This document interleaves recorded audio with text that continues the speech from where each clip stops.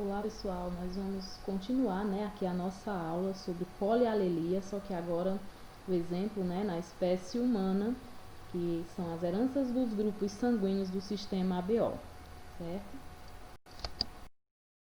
Para começarmos aqui, eu tenho essa tabela, que deixa muito aluno de lado, mas não tem nada de difícil, vai ser tudo muito fácil, certo? A presença ou ausência de determinadas proteínas nas hemácias, gente, permite classificar os indivíduos da espécie humana em grupos sanguíneos, certo? De acordo com esse sistema que vocês estão vendo aí, as pessoas são distribuídas por 4 grupos sanguíneos denominados A, B, AB e O, que são esses tipos sanguíneos humanos que a gente vê aí na tabela. Essa classificação baseia-se na presença ou ausência, na membrana plasmática das hemácias, de duas proteínas conhecidas como A e B. Então, essas proteínas A e B vão estar presentes nas hemácias e são elas que vão determinar a tipagem sanguínea, ok? Nas hemácias do mesmo indivíduo podem ocorrer as duas proteínas ao mesmo tempo, os dois tipos, mas apenas algumas hemácias também podem ocorrer nenhuma delas, que é o caso do tipo sanguíneo O, certo? Dizer que o indivíduo pertence ao grupo sanguíneo A, B, ao grupo AB ou ao grupo O significa dizer que ele possui em suas hemácias respectivamente as proteínas AB, AB ou O. Ou então não possui nenhuma delas,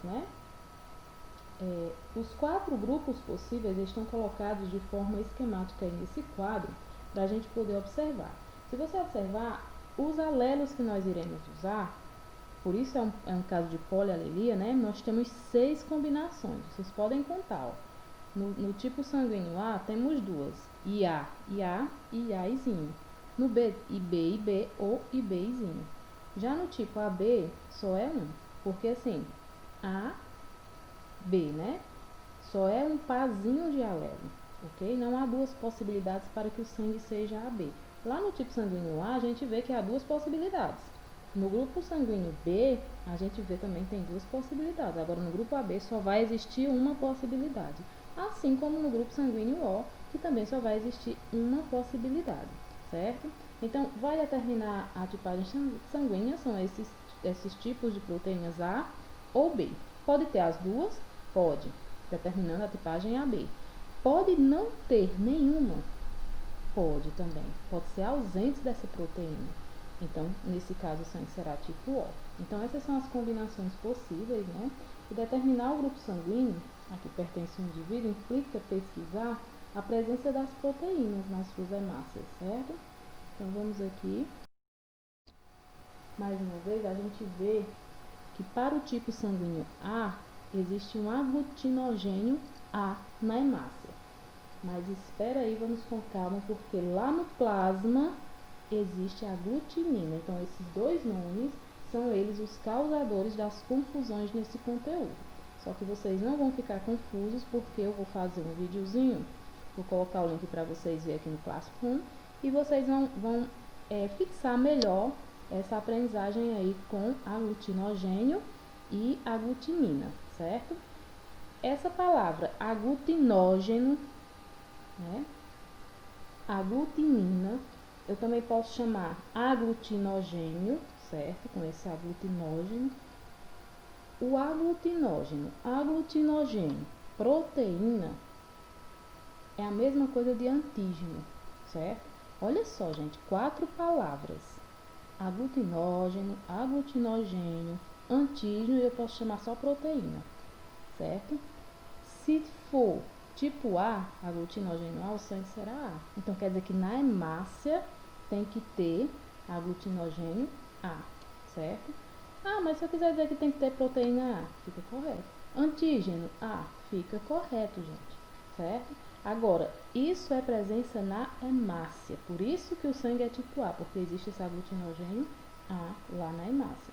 Agora, lá no plasma, que é a parte líquida, do sangue, vocês sabem que as hemácias são as células sanguíneas, Já o plasma é a parte líquida. Vai ter outra substância lá, que nós vamos chamar de aglutinina.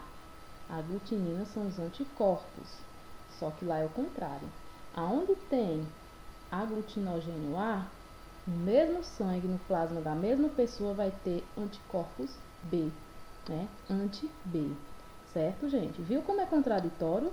Então, vamos supor, o seu sangue, o seu que está assistindo essa aula agora, é tipo B, quer dizer que na sua hemácia tem aglutinogênio B, certo? Tem a proteína B na sua hemácia, tem o aglutinógeno B na sua hemácia, certo? Tem o antígeno B em suas hemácias. Só que no teu plasma, no teu mesmo sangue, vai ter anticorpos A, aglutinina A. Então, a aglutinina totalmente diferente de aglutinogênio. Os aglutinogênios estão nas hemácias, as aglutininas, que são os anticorpos, estão no plasma. Tudo bem? E assim sucessivamente. AB tem aglutinogênio A e B, tem as duas proteínas na hemácia, mas lá no plasma não tem nenhuma aglutinina. É desprovido de aglutinina. Depois eu vou fazer um videozinho e vocês vão fixar melhor, certo? E no grupo O, não tem a proteína A, também não tem a proteína B, mas tem os dois anticorpos aí, as duas aglutininas no plasma, que é o anti-A e o anti-B, tá certo?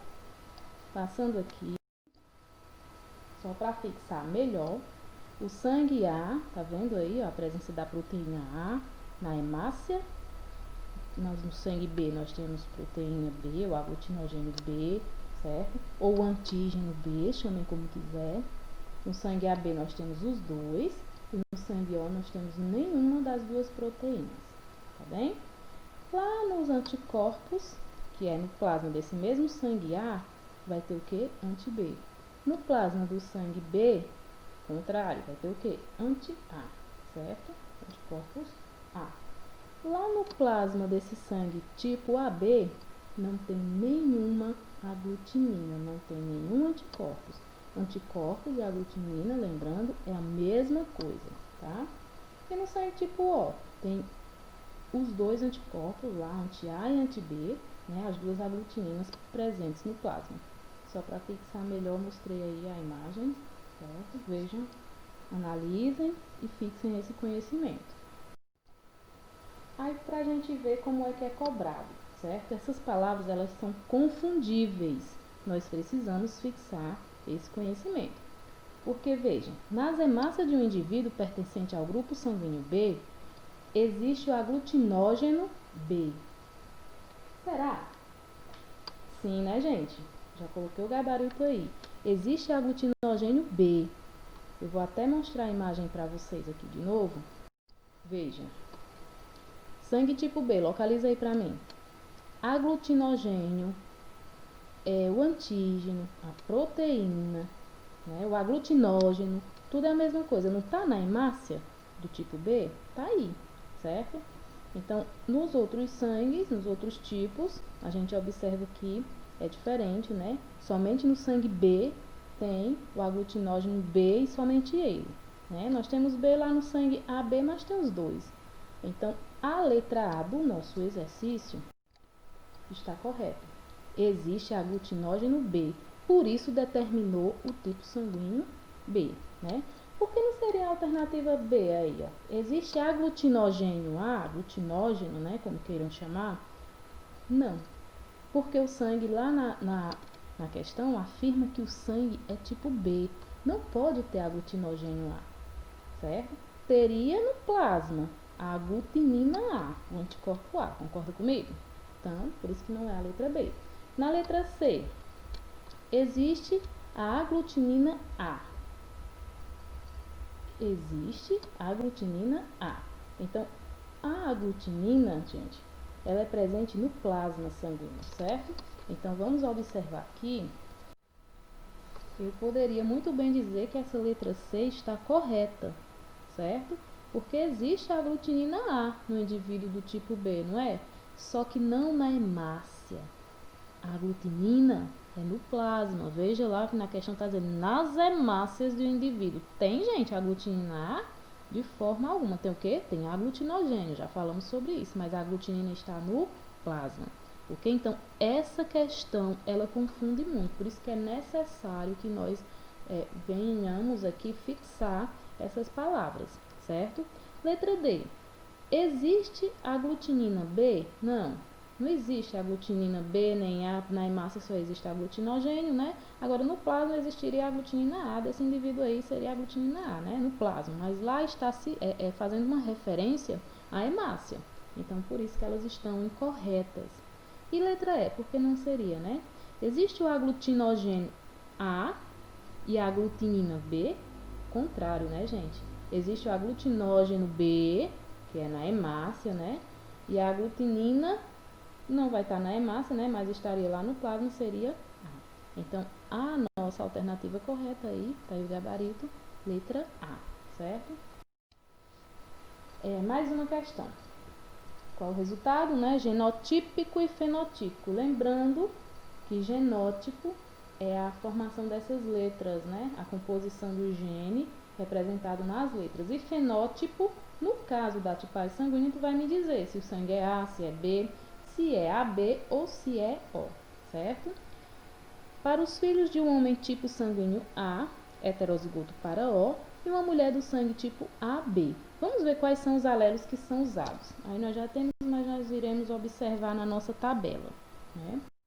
Se o homem ele é tipo A, ele é heterozigoto para O, então ele tem duas possibilidades aí, né, para o sangue tipo A, mas lá afirma que ele é heterozigoto para o tipo O. Então o alelo vai ser IA, Izinho. Concordam comigo? Pronto. O indivíduo do tipo AB só essa possibilidade, né? IA e B. Por que esse I, gente? De isoaglutinação, certo? Então, A, B só há essa possibilidade.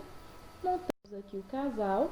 Separamos, ó, essa setinha para cima indica o homem, né, que é do tipo A, heterozigoto para O. Separamos os dois alelos, certo? Aqui o símbolo feminino aí, né, com essa cruzinha embaixo. Separamos o tipo AB, que é IA e B. Fazemos o cruzamento. Temos aí dentro dos quadrinhos, né, o genótipo de cada um. E o fenótipo seria o primeiro que está em vermelho, sangue tipo A. O segundo que está em vermelho, tipo A, né? Também é heterozigoto para O, mas é tipo A.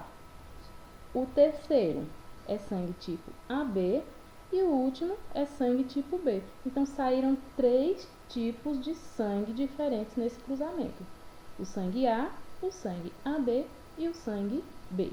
Tudo bem? Então, quanto às tipagens sanguíneas, como é que é feito, né, esse teste que nós sempre fazemos no laboratório da escola, iríamos fazer, mas não foi possível, né? É feito com esses soros. Os soros são prontos, certo? Anti-A, anti-B, e nós temos o anti-D, que é para determinar o fator RH, vou já mostrar para vocês. Então, vejam, temos aí 4 lâminas, 4 quadrados, né? Em cada uma tem colocado 2 gotinhas de sangue. É simples. Fura o dedo, aperta um pouquinho, coloca 2 gotas em cada lâmina, certo? Usa os 2 soros. Os 2 soros. Coloca uma gota do soro anti-A e outra do soro anti-B em cima de cada gota, né? E aí, se houver aglutinação, ficar com essa imagem aí mais turva, né? Vai ser determinada a tipagem sanguínea. Eu vou mostrar outra imagem para vocês aqui, ó. Só observando essa ainda, ficou aglutinado aqui com soro A, né? A outra ficou aglutinado com soro B, a outra nos 2, por isso é AB, e a outra nenhuma, certo? Então, aqui mais uma vez, o sangue da mesma pessoa é colocado 2 gotas, furou, colocou as 2 gotinhas, usou o soro A em uma, usou o soro B no outro, aglutinou em A, então tipo sanguíneo A. Na segunda lâmina, não aglutinou com o soro A, aglutinou com o soro B, então tipagem sanguínea tipo B. Na terceira lâmina, aglutinou nos 2, então sangue tipo AB. E na última lâmina, não aglutinou em nenhuma, portanto sangue tipo O. Mais uma vez aqui, para a gente observar. A amostra de sangue não aglutinada fica com esse formato. Do outro lado, a amostra de sangue aglutinada. Olha como é que fica. Então, aqui, ó, Cláudia. Cláudia foi usado o soro anti-A e o soro anti-B. não aglutinou em nenhuma. Essas duas gotas é da Cláudia, certo? Então, qual a tipagem sanguínea dela? Tipo, fiz pra mim. Muito bem, acertou em cheio. Sangue tipo O. Já de Alessandra, encontrem a Alessandra aí. Soro anti-A e o soro anti-B foram colocados em cima das gotas de sangue de Alessandra. Aglutinou aonde? No A. Então, Alessandra é tipo sanguíneo A. Já Luciane ali, Luciane, né, aglutinou no B, então ela tem tipagem sanguínea B. E Milena, por último, aglutinou nos dois, sangue tipo AB. Moleza, né, gente? Ficou fácil agora. Os soros são prontos, é só colocar e ver o resultado. Né? E agora vamos à determinação do fator RH, certo? RH, por que RH? Em primeiro lugar foi feito uma análise no macaco Rhesus, certo? Rhesus se escrevia com RHE, né? Rhesus, e por isso essa homenagem, né? Com esse fator, essa proteína que existe aí. Então Rhesus vivia, né? Num ambiente onde existiam muitos macacos e aconteceu essa história maravilhosa, quem quiser pode ver depois. O macaquinho sofreu um acidente, perdeu sangue, precisou de uma doação de sangue, recebeu, vamos olhar qual é o tipo do sangue dele, tipo A. Aí ele recebeu essa transfusão de outro macaquinho que também tinha tipo A. Antes não se observava o fator RH, né? Olhava só se era tipo A, tipo B, né? A, B e O. E aí quando ele recebeu essa transfusão, deu tudo certo, sobreviveu, mas o danado, né, sofreu mais um acidente, precisou receber sangue outra vez e foram buscar o mesmo macaco, já que da outra vez deu certo, vamos pegar mais sangue dele e fez essa transfusão. Só que aí ele teve um efeito, né, contrário, e aí até veio a óbito e tudo, e foram analisar qual é o fator que deu esse efeito contraditório nessa segunda transfusão. Aí eles observaram que existia uma proteína ali. E essa proteína foi chamada de RH, porque quando não tinha, o macaco era tipo A, mas era desprovido dessa proteína, quando ele recebeu, as hemácias dele, o sangue começou a produzir o mesmo anticorpos, ele não tinha. Mas o sangue que ele recebeu, apesar de ser A também, tinha um fator RH, tinha uma proteína diferente. E aí o próprio organismo começou a produzir, né, esse anticorpos também. Quando ele recebeu o mesmo sangue que já tinha, né, esse fator e foi entrando em contato com o sangue dele que já tinha produzido anticorpos, aconteceu a hemólise, né? Aconteceu uma quebra de hemácia, uma destruição, porque o anticorpo que foi produzido através da amostra do primeiro sangue atacou quando recebeu a segunda amostra de sangue. Então, esse fator foi determinado RH por conta do nome do Rhesus, onde foi feitos os testes, né? E a partir daí começou a estudar esse novo fator, essa nova proteína no sangue.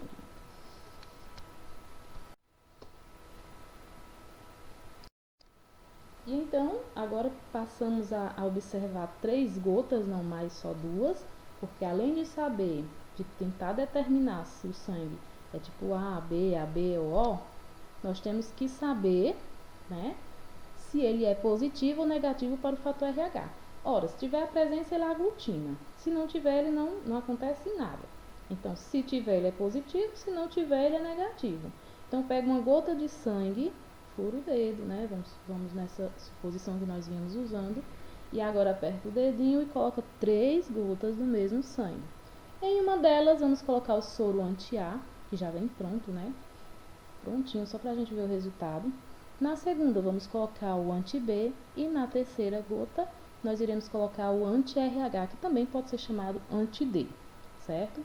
Nós vemos aí nesse resultado, para essa lâmina que está exposta aí, que não aglutinou em A, aglutinou em B, mas não aglutinou no fator RH. Então, esse sangue ele é tipo B e é negativo. Por que B negativo? Porque não aglutinou lá no RH. Tudo bem? Bom, quando eu faço esse teste na escola, eu coloco em evidência todos os tipos que a gente vai coletando, certo? Desconsidere esse grupo controle aí, vamos olhar só as 3 primeiras gotas, né?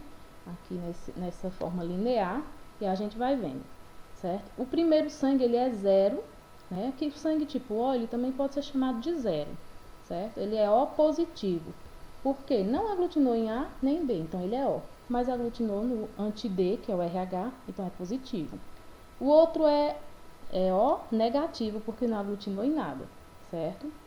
O terceiro, ele é A positivo, aglutinou em A, certo? E lá no fator RH, então A positivo. O quarto, ele é A negativo, aglutinou em A, não aglutinou no fator RH. O outro, B positivo, aglutinou no B e no RH, portanto B positivo. B negativo, aglutinou em B, não aglutinou no RH. AB positivo, olha que aglutinou nos três, AB positivo. AB negativo, aglutinou AB, né? A e B, não aglutinou no O, portanto negativo. Essa última tentativa é inválida, por isso que tem um grupo controle, era só por isso que tinha que evidenciar, certo? Outra coisa importante também, quando estamos falando de transfusões de sangue, né? Mexendo com sangue, é esse problema com a eritroblastose fetal. Sistema RH, né, e a eritroblastose fetal. É a mesma coisa que aconteceu com o Rhesus, certo? Quando é que acontece a eritroblastose? Quando a mãe tem RH negativo, né, não tem fator RH em suas hemácias, não tem. Ela é sangue, tipo, qualquer tipo, sendo que ela é negativo. Mas ela casou-se com um homem, se relacionou e teve um bebê e o sangue do bebê é positivo, certo?